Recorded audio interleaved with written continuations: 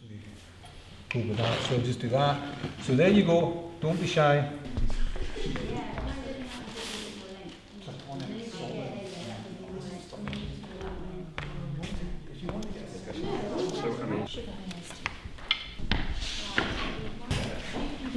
We're done. Rhomboid, not quite square. And you start to, it starts to get, yeah. And if it goes backwards like that, it's just going to go outwards. So there has to be a little space from underneath and downwards so that it goes inwards, and then when you keep going higher, the dome naturally just makes itself. Do you have any meaning behind any of your work that you do?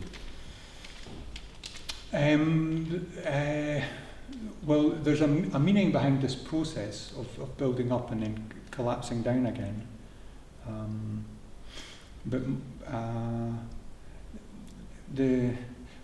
If there is a meaning, if I have a sort of meaning to my work, it's more it's more a kind of personal thing for me to think about privately to myself. Not keeping any secrets or anything, but just the reason I'm doing it for my own personal, what it means to me is not necessarily what it means to other people.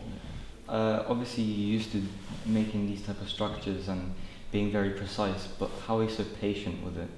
I know that there is patience there, and that's what people have said that before. Oh, you must have a lot of patience.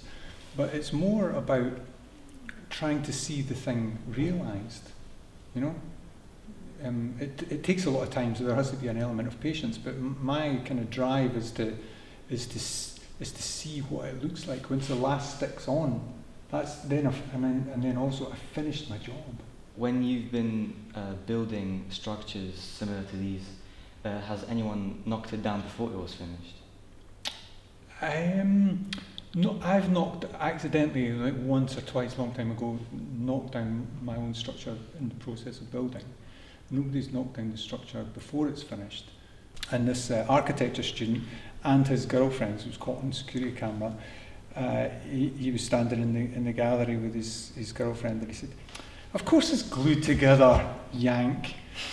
Kind of pulled it and the whole thing fell down.